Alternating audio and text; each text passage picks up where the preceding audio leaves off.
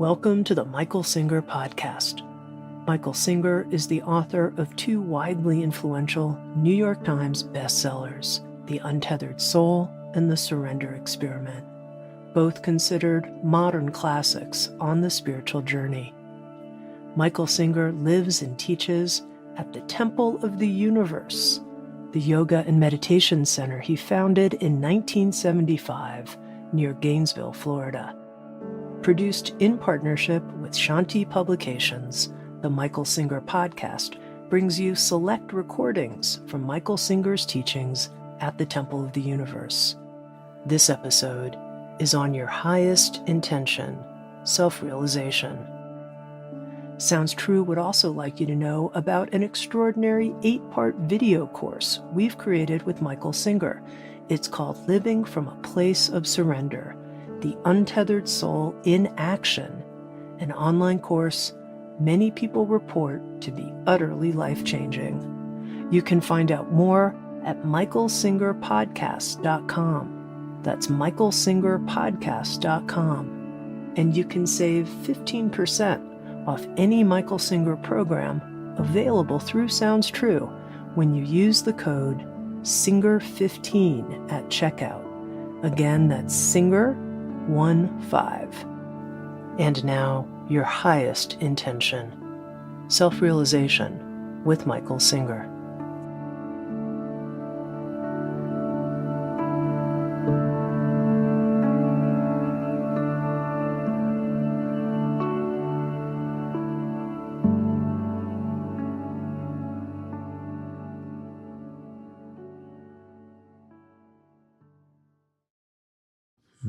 Jai Gurudev. Jai Masters. It's almost as though every word in our language has many different levels. And some of them are very, very spiritual. The levels, not the words, the levels. It's like love. Somebody once said, love can be the greatest trap or the greatest liberator. When love is an attempt to satisfy need lacking, it is a trap. When love is something you find within yourself that makes you whole and complete and is not contingent or dependent upon anything or anyone, then it is a liberator. So here you have the same word. One has a human concept and the other a spiritual one. Everything's that way. So we're going to take a word, the word intent. You know, if you take a young lady out, your father might say, young man, what are your intentions? So that's one use of the word intent. But we're going to use the Buddhist meaning of the word intent, which is very, very deep. Perhaps it's the deepest thing we can talk about. People worry about what clothes they wear. People worry about what food they eat. People worry about renouncing and not renouncing, and family life versus monastic life. And all these different things confuse people when they're on the spiritual path. All that matters when it's said and done is intent. You live inside. You have will. You will use your will all the time. You use your will all the time. Everything is an act of will. Your body would just sit here. You move it. You move the arms. You move the mouth. You move the vocal cords. You move your feet. That is an act of will. You have intention when you do these things. Will and intention go hand in hand. The intention is behind the will. The will is the force that carries out the intention.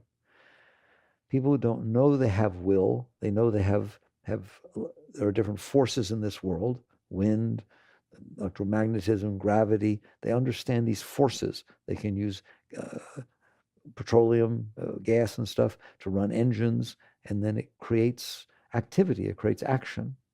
Will is the force that you have inside that you use all the time. The trouble is, it's so easy to use that you don't know you're doing it. It doesn't take anything for you to use your will. When you are speaking, like I'm speaking now, there is so much going on. It's unbelievable, physiologically and mentally.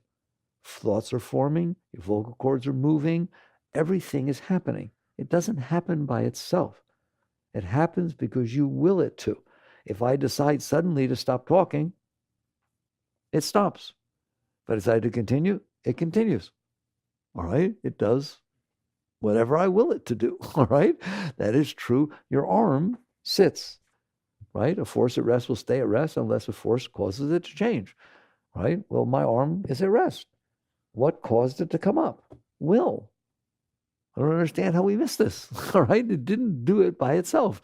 The arm did not decide. The nerves did not decide. The muscles did not decide to all of a sudden do what they need to do in order to lift in the air, did they? I decided. And I used an act of will, the force of will, to cause that to take place. How do you assert your will? Do you have to type it into a keyboard or use a mouse and click on icons to tell it what you want it to do? No. All you have to do is intend it, and it takes place. That's pretty neat. That's how deep intention is. Intention is behind will.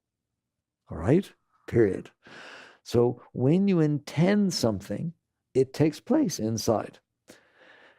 Your will is strong enough to do anything within yourself. I'm not saying your will can move mountains. For you, within yourself, and that's what I want to talk about, for you within yourself, that means your body, your mind, and your emotions.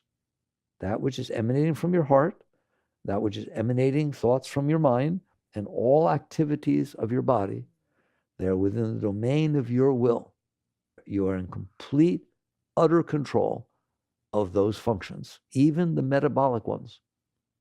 I can't do it, you can't do it, but great yogis can do it, all right? There are great yogis. Doesn't mean they're great, meaning enlightened, but they have these powers, all right? Be careful. Don't go following everybody because they can do this, all right? They literally, they bury themselves, or they have somebody bury them, and they stay buried for days with no air, no food, no anything.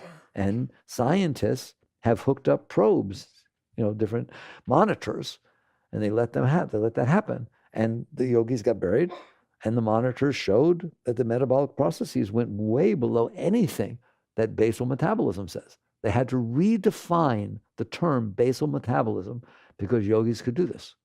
They went that far below what they said would keep you alive. So you have this ability. Master Yogananda, when he first came to America, to wake people up. He'd stand on a stage like Carnegie Hall. He used to teach at Carnegie Hall in the late 20s, right? He'd stand on the stage with a turban on his head. He was a yogi, all right? And he'd stand there and he'd call two doctors up. Any doctors in the audience? Yes, come on up here. Take my pulse. One would take the pulse, you take the pulse, right? They get the pulse, right? The pulse can be the same in both wrists. He says, now, both of you together take the pulse. Totally different. He could change his pulse rate at will from one arm to the other, not at the same time, right? The doctor measured at the same time. It's just, you have amazing abilities. We don't hone them, we don't build them, and you don't need to. But just understand that in here, you are in control. Gandhi had phenomenal control over his body. He changed the world by doing what he did. He let them beat him, crack his head and this, that, and put him in jail and didn't eat and fasted. He's had the ability to transcend the physiological stuff. So you in there, you have tremendous will. Some people say to me, oh, Mickey, I don't have strong will. That's not true. You haven't exercised it. You haven't built your abilities to utilize your will. Everyone has total will over everything going on inside, over your thoughts, over your emotions, and over all physiological things within yourself. That is the nature of the indwelling soul. It is omnipotent in relationship to itself. Do you understand that? Okay? I'm not telling you to develop these powers. They're called siddhis. Yogis develop siddhis, right? There's no reason to do that. But I am telling you that if you are living within yourself and your mind is driving you crazy and your emotions are causing you trouble and your body is not healthy because of the food you eat or because of this, that, and the other thing, right?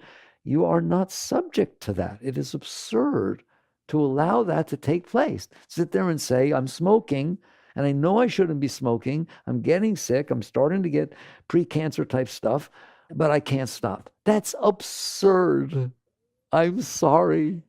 Okay, I'm sorry to tell you. That's absurd. That's like saying, nothing wrong with you. My arm is here. Every once in a while it picks itself up. And there's nothing I can do about it. And that's not true, all right? It's just simply not true.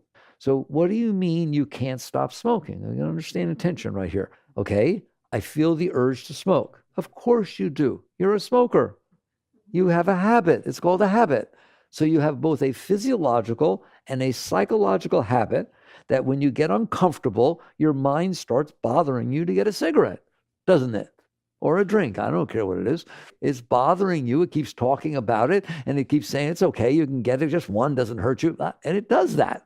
Yes or no, right? That's what it means to have patterns, neurological pathways that you carve in your neurons, right? You have pathways that are going to start generating thoughts like this. And you have physiological urges because they stick all that nicotine in there, and it's addictive physiologically. All right. And so there's this discomfort. And therefore, the discomfort physiologically and psychologically urges you to do something about it. And therefore, you go and you do these things. Do you have to? Of course not. Of course you don't have to. That's ridiculous. If you went there and tried to grab the cigarette, and all of a sudden somebody said to you, not only does that one have the Surgeon General's poison skull and crossbone on it, right? But that one's laced with arsenic. You put it down. I said, go and get this straight. You're going to put that thing down. You say, I want another one, all right? You had the ability to put that down. There is no way you are telling me, and I won't believe you if you say it because I know it's not true, that you do not have the ability to not take that cigarette out that says arsenic laced, put it in your mouth and light it and say, I knew I shouldn't, but I just couldn't help myself. You can help yourself. You can help yourself if you intend to. If your intention is, I don't want to smoke that, you are not going to smoke that. If your intention is, I wish I didn't want to smoke it because I know it's not good for me, but I really want to smoke it, you will smoke it. I told you, I tell this story when I was doing prison work. We were talking like this to the men, and we were talking about it, and I told them that you could do whatever you wanted, and they disagreed. They said, we're not the strongest willed people out here. We've kind of shown that, all right? And so being men that were locked up in maximum security prison, they were in there for life.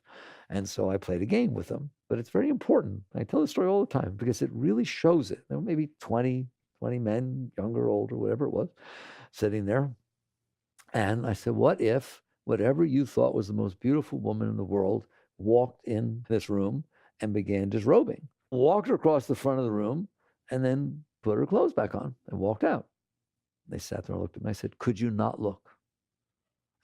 I'm telling you, every one of them did this, hands with, no, Mickey, I went through everyone. No, I know you want me to say yes because you're talking about will, but I've been in here for life. It may be the last chance I ever get to see such beauty and blah, blah, blah. We're men, right? Certain things men got to do, right? And they just were there and they said, no. I said, you sure? You sure you couldn't not look? And I said, I'd peek. I said, okay, right here in front of me, $1 million cash, a pardon from the governor, the keys to your Ferrari out in front, and the keys to your house in Maui and your private plane that's taking you there. Could you not look? Oh my God, you should have seen that room. I ain't looking. There's nothing. Right or wrong, right? All of a sudden, the intention changed. But you told me you didn't have the ability to not look. I was wrong. For that, I ain't looking. That's a very deep teaching. What does that tell you? How all of a sudden you changed what you were able to do. No, you didn't change what you were able to do. You changed your intention.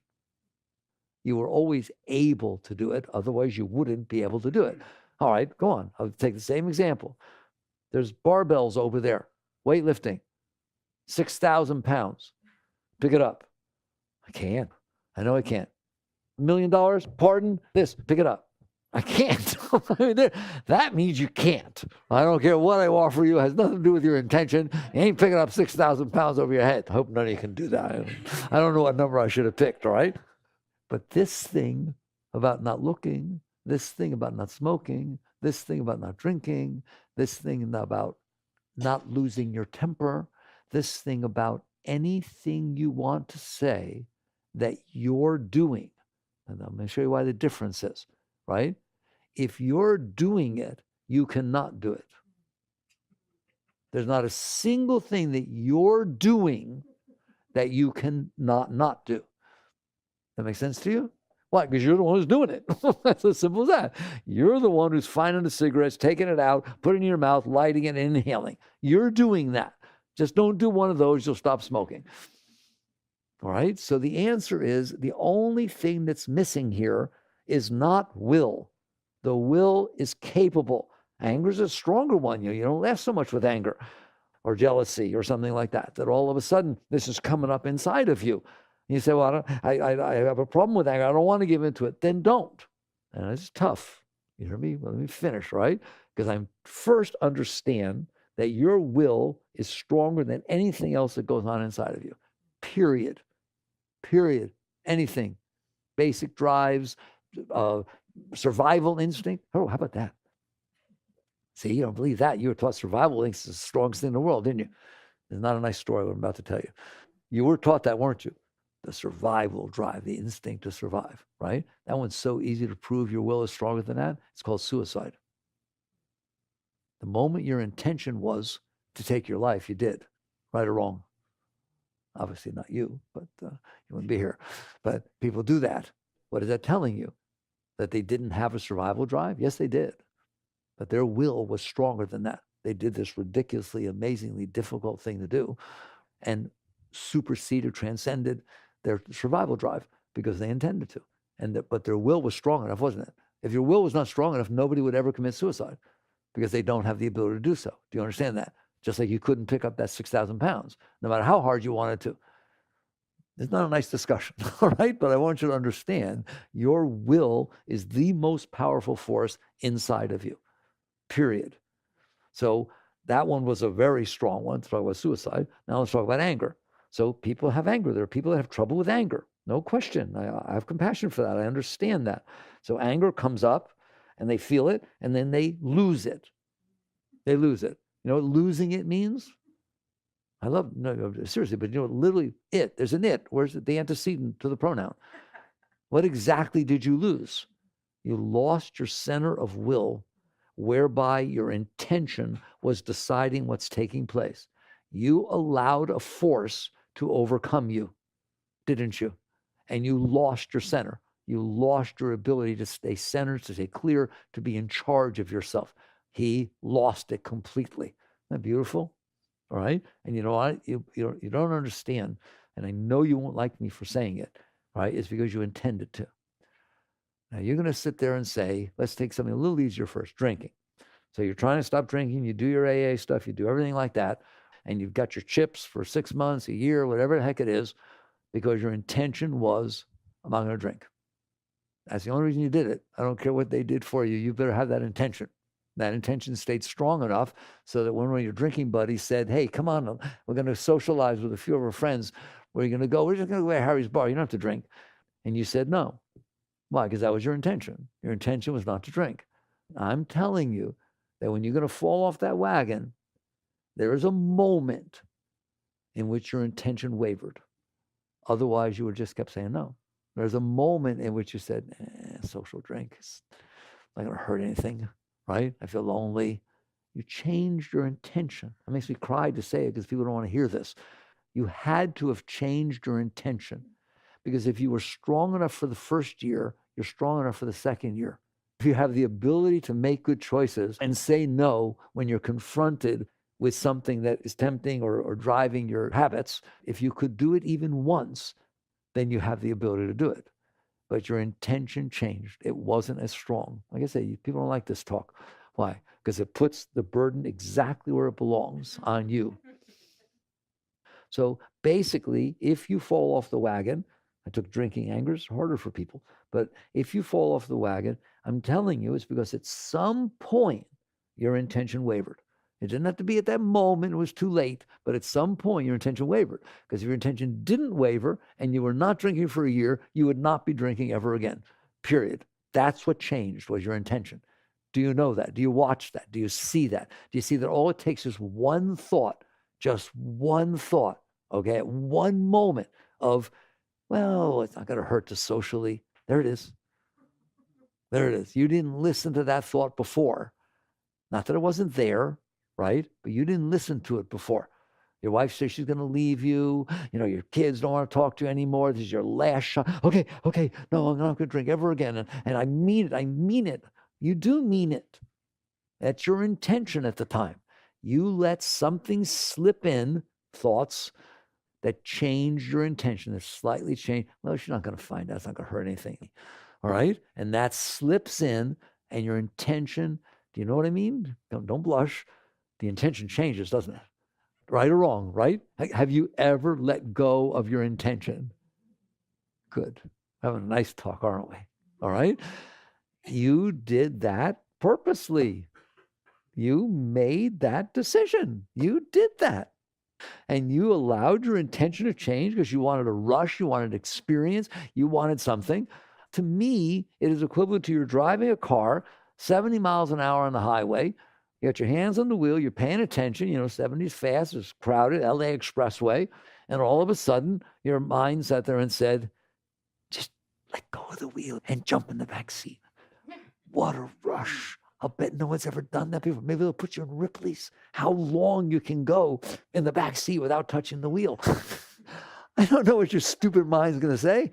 It says stupid things, right? The question is your intention strong enough to just not listen to that stupid thought, right? It's not a problem that you had the thought. I've talked to you, I'm giving you a different talk today. I've talked to you plenty of times where your stupid thoughts come from.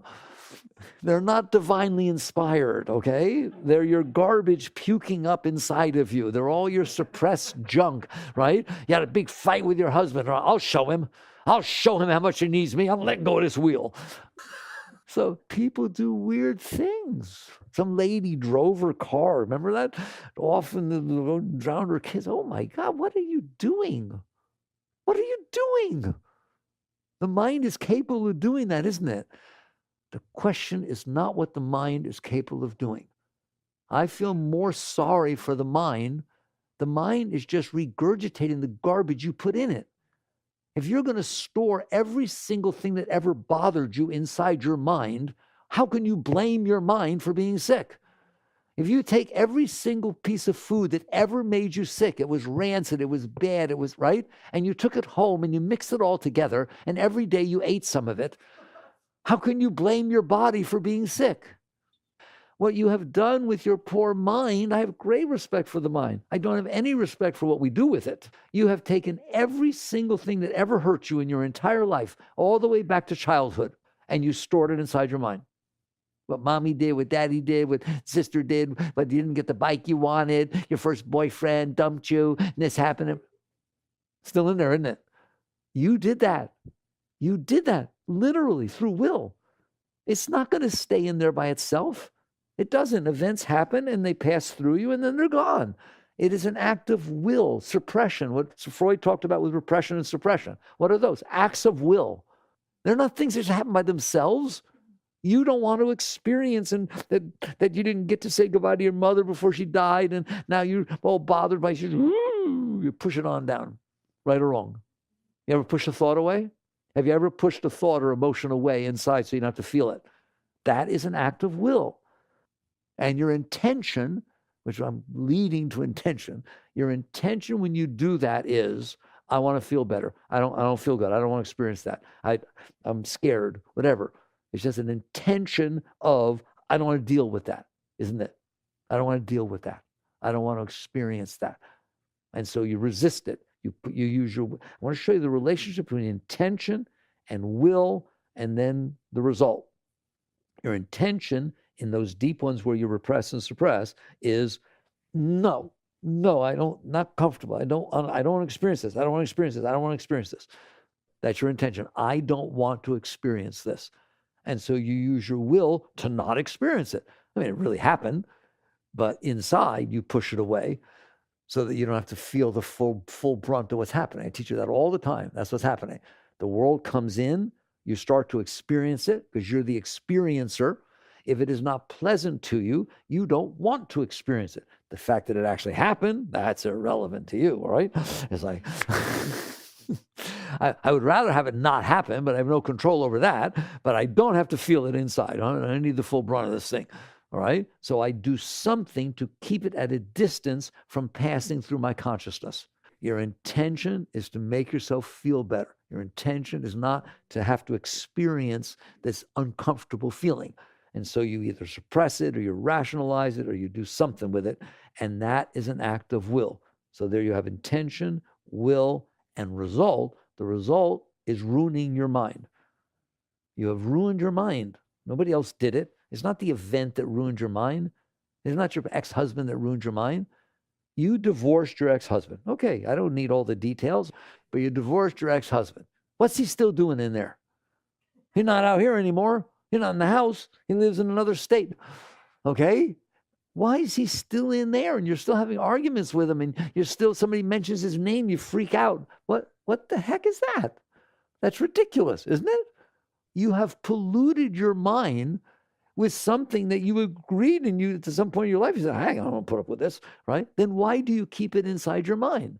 So that it keeps bothering you. You've done that with everything that ever bothered you. And by doing that, you broke your mind. You broke your mind. And don't tell me I didn't do it. Of course you did it. When ex-husband starts to come back up, what do? You push him back down. That's an act of will. You are using your will in there to control the thoughts and control the emotions. If somebody says to you, do you have control of your thoughts? Don't say no. The ones I want to, I do. If I want to push that thing around, what if I really like something? I really like what he said to me, right? It's just gone. It never goes over, plays over again in your mind. He loves me. He said he loves me. I love you. I love you. I love you. I don't go on by itself. You're making that happen.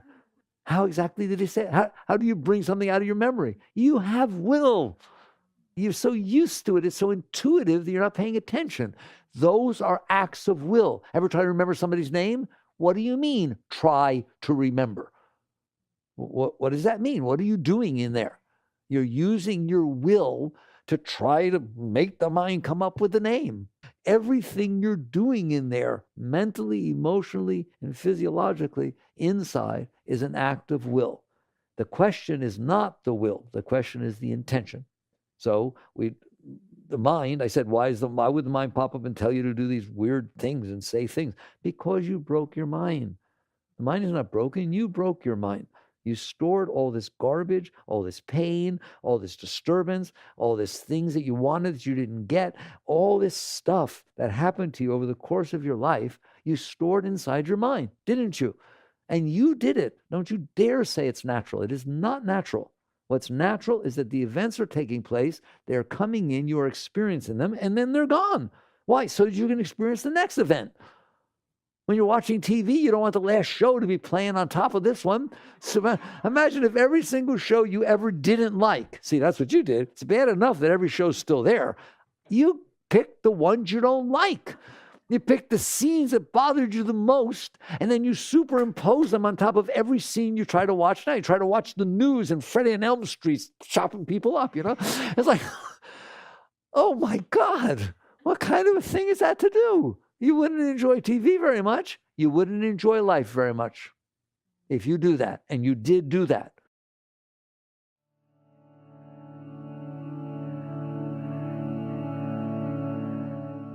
You're listening to the Michael Singer Podcast, produced by Sounds True in partnership with Shanti Publications.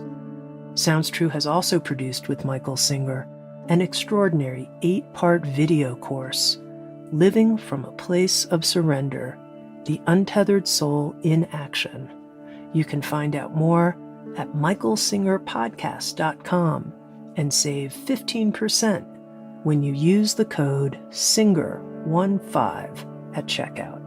Now back to Michael Singer on your highest intention, self-realization.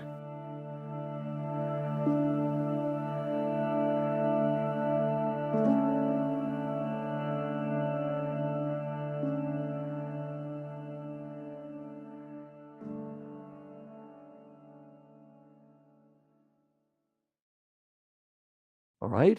So you used your will to hold on to this stuff. Why? Because God, it's so funny. It's very hard to talk about. I'm talking about intention. What was my intention to do this stupid thing of storing everything that ever bothered me and keep it inside my mind?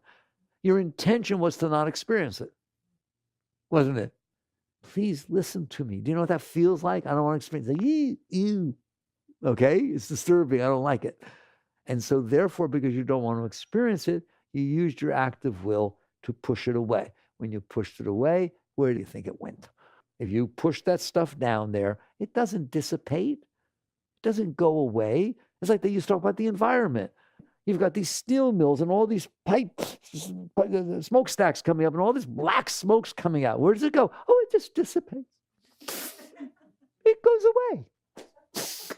You're right. No, it doesn't dissipate. You understand that? It gets stored. Same thing in there. You push that thing away, it doesn't go away. It stays inside. And you will continue using your active will throughout your entire life. What do you mean? It comes back up. Something reminds you of it. Something stimulates it. Do you understand that? You start feeling that feeling again. Correct? What do? You push it back down. You don't want to experience it, even 20 years later, do you? It's too painful. You don't experience it. So you push it away. And so basically this spreads across to everything. So we were talking about anger. You have trouble with anger. Anger is very strong, right? Yes, all these things can be very strong. The question is your intention. I guarantee you there is nobody that is not capable of working with their anger. Nobody. Because you are the strongest force inside. Well, how come anger overcomes me or overcomes somebody? It doesn't do it all at once. It is not like you're standing there in the middle of the field and all of a sudden, rah, you don't think anything, nothing happens, and this roaring beast overcomes your being, all right? I mean, it can be if there's mental illness. I'm not talking about that, okay? I'm not saying there can't be something physiologically wrong, okay? And that's the type, by the way, the type of mental illness I just separated out is that there's a physiological problem with the brain. So basically now, here's how I see anger. He's talking to me. He starts touching sensitive subjects inside of me, purposely or not purposely. It doesn't matter to me. It sounds purposeful. I'll tell you right now, the moment that thing starts, okay? And I start feeling uncomfortable, right or wrong. And I start feeling this heat building up from down here, third chakra stuff, all right? And go on. And I can actually feel myself start to get heated. I might even say, stop it. I'm telling you, I am not going to be responsible if you keep going for what's going to happen. Oh, wow, that's beautiful. In other words, I'm still here. I'm conscious. I have my will, and I'm seeing this force begin to rise up inside of me. It builds, doesn't it? Anger builds, all right? Very good. If your intention is to not lose your temper, ever,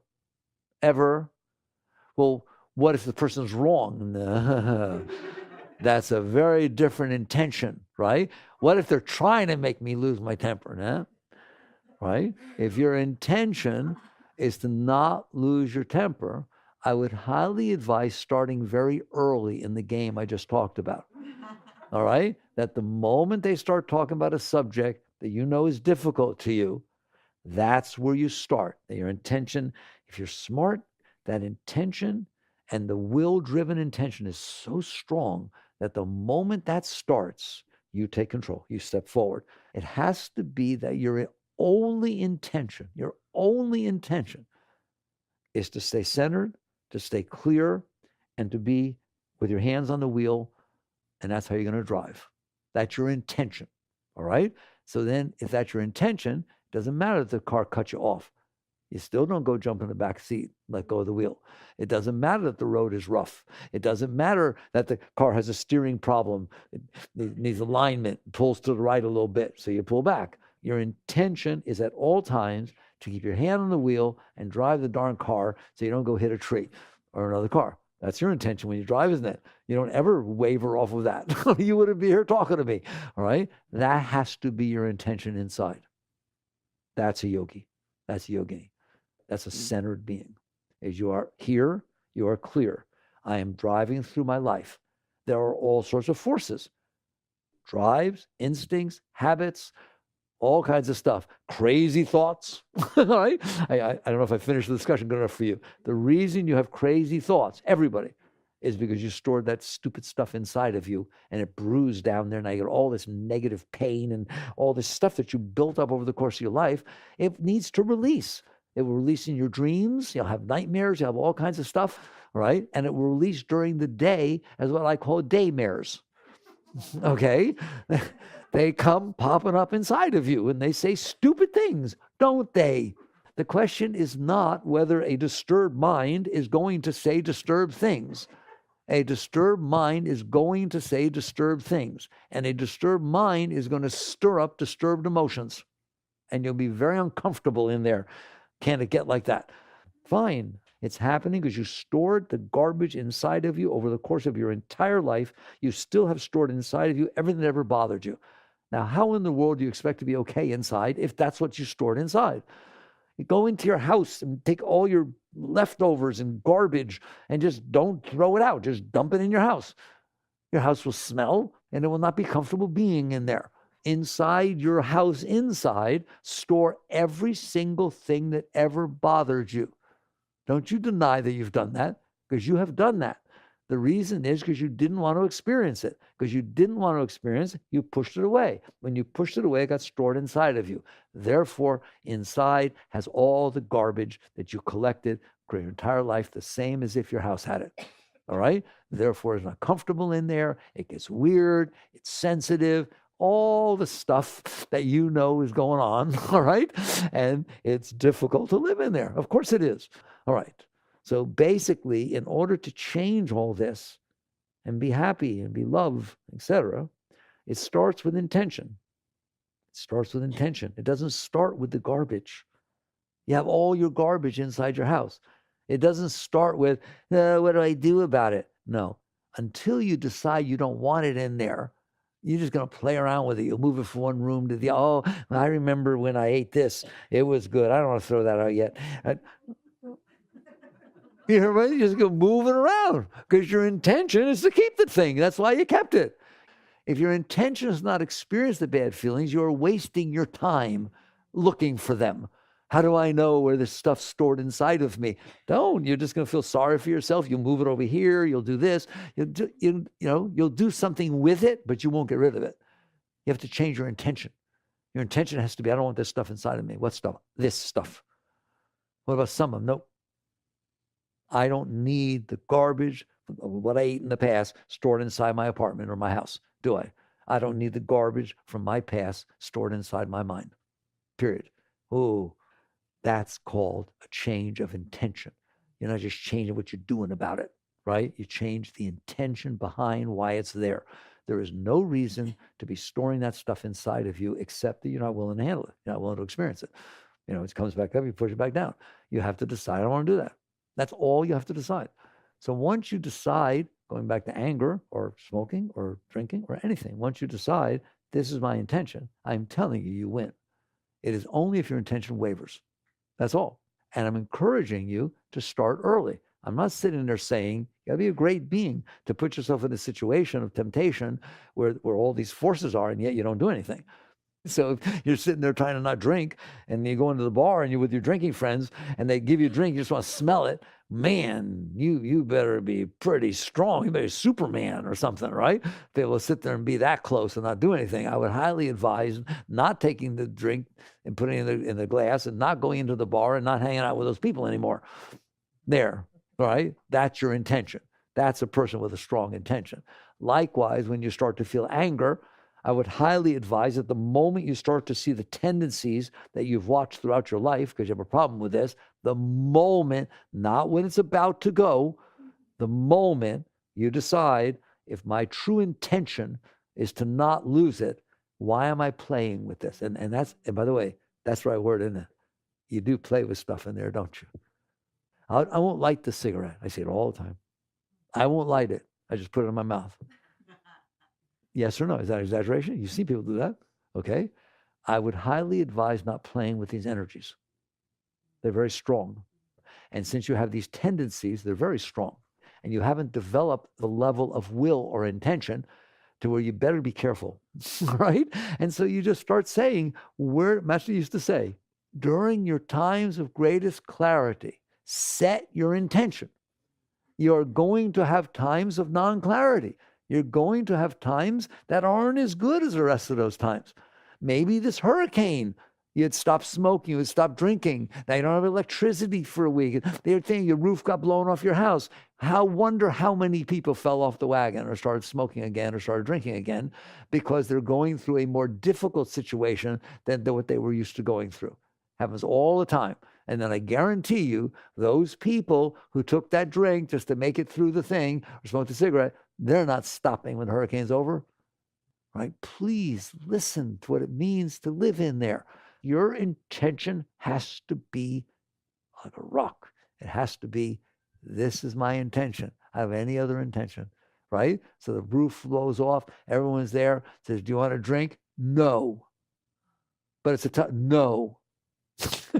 All right? It has to be your intention. It's my intention. My intention on the other side of this thing is going to be, nothing's going to waver it.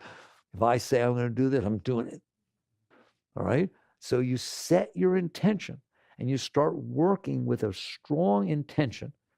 And what you will find is every single time you exercise your will to support your intention, and that's what you're using your will for, your will gets stronger. And this relationship between your intention and your will become unbelievable, beyond your comprehension. You become what's called a being of power. You've heard that term, all right? You become a being of power. Whatever it is that you intend takes place. You don't have to try anymore. It's just that easy. Just like you don't have to try staying on the road, do you? It's just very easy. You know you're not jumping in the back seat. Doesn't even cross your mind. That's what your whole life will be like from that point forward. You have established a center of will, and behind it, an intention of steel. And basically, you are driving through your life with this. Now, given that strength, I'm kind of interested in what your intention was, right? I want to be the richest man in the world. I want to have power over everybody. Well, we've had those people that had that intention, haven't we? And they caused a lot of trouble, okay? So now it comes down to, what is the highest intention? What is the highest intention? The highest intention is to be in here, realize you have tremendous power over everything that goes on inside of you, and say, I want to reach the highest state that I'm capable of reaching. In other words, self-realization is the highest experience you will ever have. It is the highest state. It is the epitome of life for you to find out who you are in there. You in there who's using your intention and using your will. Where do you come from? Who are you? What's that? That's a very high thing in there. And all this stuff you're playing with down here, all these drives and urges, and that's called lower self. All right? You are way higher than that. That's why you are supreme above it. That's why your will is stronger than all your lower drives and tendencies and memories. And the minute if you decide, I teach you this, well, what am I supposed to do about this stuff I stored in here? Let it go. What does letting go mean? It means there's going to be something that happens. It hits your stuff, and your stuff starts coming up. And there's this amazing tendency to push it back down. Don't. Just like don't have a cigarette. Just like don't drink the drink. Let it go. What do you mean? Let it come up. But my intention is not to experience it. No, your intention is to be liberated. Talking straight to you. Your intention is to find out what it's like to be high in there. Find out what it's like to be beautiful in there, because you are. Find out what it's like to be so filled with love that you can't even see straight. Hear me? Waves of joy welling up inside of you every moment of your life. That's who you are. So your intention is self-realization. Your intention is liberation. Liberation, that's the word. Freeing yourself from all this garbage. If that's your intention, you can't do it while you're hanging on to the anchor of all this stuff that bothered you from before. So if something should happen, I'm not telling you to go down there and bring up all this garbage. You don't have to bring anything up. It comes up by itself. I'm just asking not to push it back down when it comes up. And someday you're going to find out that miraculously it comes up in exactly the right order of what you can handle now, and what you can't handle won't come up till you get to a point that you're ready to handle it. It's like a tennis coach doesn't do any good if he's slamming McEnroe serves at you and you can't even hit anything. You're not going to learn a single thing.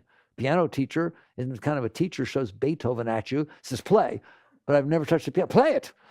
No, they start with scales. They start with practice balls. Life will do the same. I know you don't believe it. You say, I wasn't ready for this. Yes, you are. If it happened, you're ready for it. It will think, but I'm saying you got to be willing to do it with the fact that somebody cut you off in the car.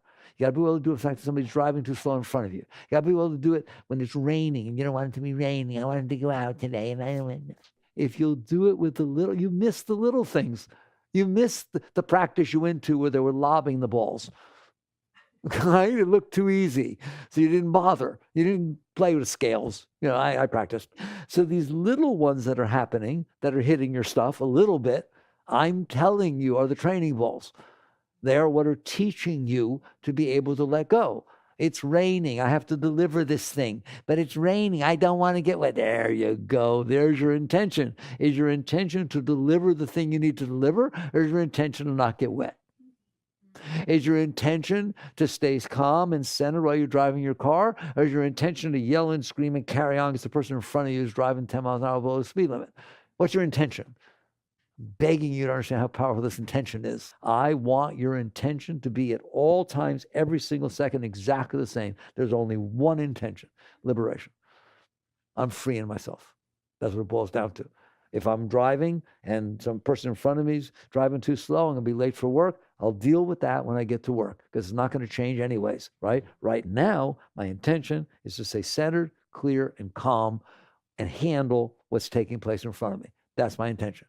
If my intention is to deliver what I need to deliver and it's raining, right? My intention is not to not get wet. My intention is, how do I deliver this? God, you're becoming a being of power. Do you see why? You set your direction and you're going to make it happen. All right? It's going to take place. That's all. So these little easy ones that you miss all the time. Somebody didn't say hello. You called on the phone. Somebody didn't answer. Who are they talking to? What's going on? What did I do? Did they hang up on me? I don't know. So basically, this goes on. Instead, you let it go. I'm telling you, I beg you, every moment of your life, you are being given an opportunity to practice letting go. You're just not taking it. You're not taking the opportunity. If you do it with these small things, then something bigger is going to happen. And you're not going to want to deal with it. Well, if you wanted to deal with it, you're already done with it. I'm telling you, it is supposed to be uncomfortable in the beginning. It will become more comfortable as you practice letting go. The comfortable should be letting go. Not, I wish there was nothing to let go of. There is a lot to let go of, okay? You stored a lifetime. You stored lots of stuff in there, okay? You need to be, you don't need to let go of every little piece. Oh, can I tell you that? I need to know. I'm telling you secrets, all right? It is not true that you have to take each one of these garbage things that you stored inside and let go of each one individually. It happens in layers. Here's a layer of stuff. Rain, I don't want to get wet. Somebody driving too slow in front of me. Somebody didn't say hello. It's all about the same vibration. You got it? It's that layer. When you learn to let go of the person driving too slow in front of you, then all of a sudden you're not having so much trouble with the rain. You're not having trouble with the heat, right? You don't have trouble with the rain. Okay, it's hot, fine, it's hot. Same letting go handles all of them. And pretty soon they go as a group, because you developed your intention and your will to handle that level of discomfort. It's not uncomfortable anymore because you're comfortable with it. That's nice to know, isn't it? And all goes at once. All the karmic seeds, all the patterns. Likewise, now you got another level. You had trouble in a relationship. You had an argument. You had this, you had that. Now you got to go to work. Can you handle it? Can you let go? Can you be okay? Can you be okay? It's harder, isn't it? Right? Can you be okay realizing I'm okay? But what if he leaves me? I'm okay. Whoa. Now you get that layer, right? And it's not just the what if I get fired? Right? What if my house burns down? There's a lot of what ifs we can do that make us really uncomfortable, right? Just start letting go of some of the ones that are actually happening. And guess what? You'll realize, hey, I'm okay with this. I can make it through this. Because you can make it through those, you can make it through that entire layer. Therefore, you don't worry about it anymore. It goes all at once you work that layer through. Are you willing to deal with the one that's in front of you? Because that one in front of you is a representative of the whole layer. That should inspire you. All right. The one in front of you representative of the whole layer. If you can do that, you can do it all. And you don't have to worry anymore. You don't have to be so uptight. You don't have to be so on. So just more and more you get comfortable with being uncomfortable. You're comfortable that when the thing comes up, it means it's time to let go. I remember in my early growth, right, back in the 70s, when I was learning all this, watching this happen, and something happened that was strong. It's stronger than I wanted to deal with, right? Stronger than I thought I could deal with. Right? And I remember thinking to myself, this event, it took all the stars to be aligned the way exactly they are right now, everything, this type of event to take place. If I don't use it to let go, who knows when it'll all line up back again to get another opportunity. I became more scared of missing the opportunity of letting this go than I was of it itself. All right. And I got serious with that. Right. And so I didn't play around. Right. It was like, I'm not going to miss this opportunity because they have to come around again. Right. Who knows how long that'll take? And that's a whole layer. So you become serious. This is not a game, is it? This is your life. This is everything, isn't it? This is going to determine the quality of your entire life. And so your intention becomes spiritual growth. My intention is not to get married. My intention is not to have children. My intention is not to have enough wealth to travel around and see the world. My intention is no. My intention is liberation. My intention is to explore the depth of my being, to see what it would be like to be whole and complete inside, to be filled with Shakti and love and spirit, right? And be able to share it. And so, let's set some high intentions in here, okay? Come on, man, you'll get married and have a car. I mean, come on, man, everybody's married and have a car, right? Half the people who marry get divorced. You wasted your intention. That doesn't mean you don't get married. It's a natural thing. It unfolds. You fall in love. But that can't be your intention. If your intention was to get married, what happens after you get married? If your intention was to get rich, what happens after you get rich? Take a look. They're miserable.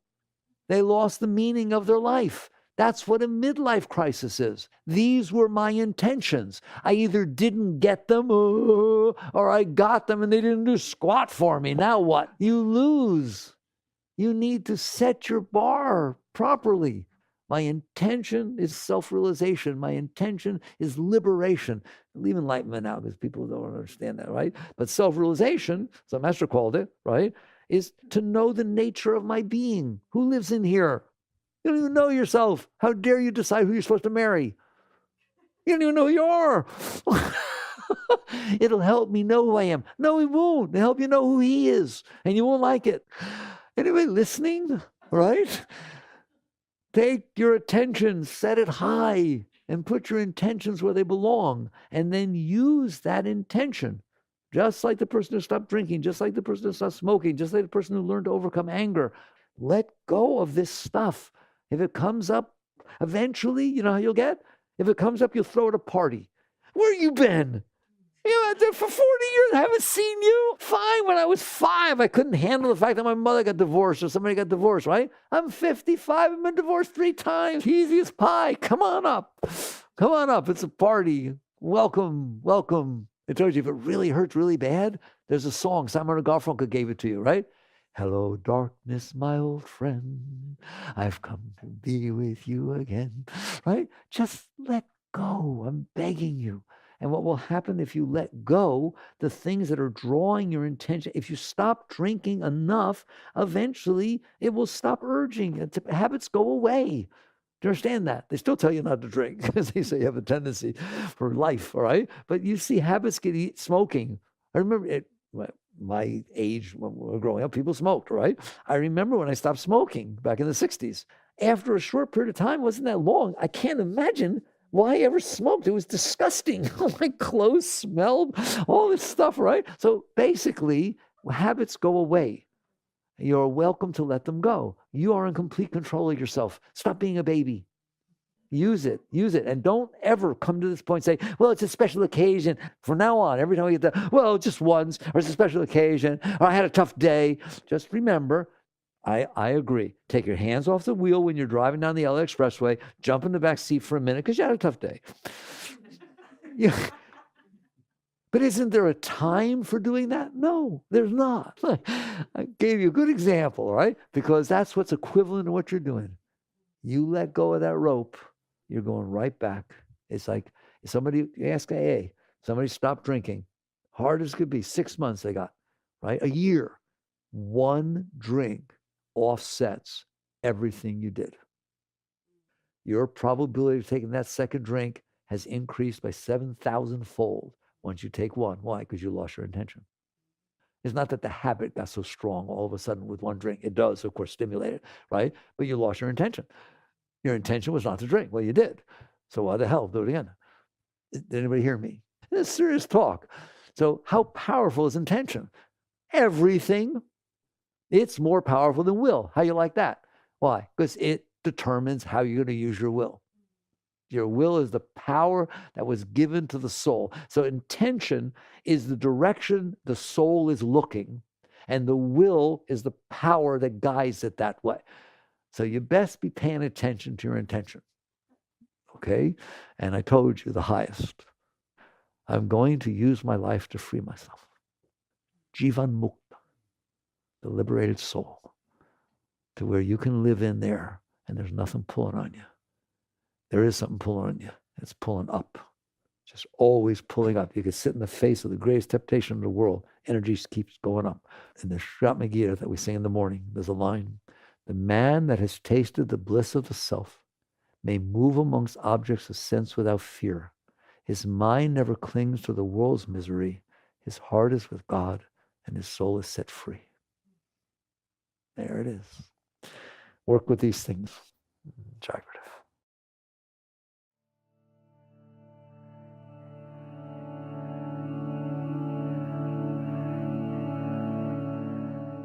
You've been listening to the Michael Singer Podcast, produced by Sounds True in partnership with Shanti Publications. Sounds True has also produced with Michael Singer an extraordinary 8-part video course called Living from a Place of Surrender, The Untethered Soul in Action. You can find out more at michaelsingerpodcast.com and save 15% when you use the code SINGER15. That's SINGER, numeral 1, numeral 5 at checkout. The music you heard is the song Giving It All by Be Still the Earth. Thank you so much for listening. Sounds True. Waking up the world.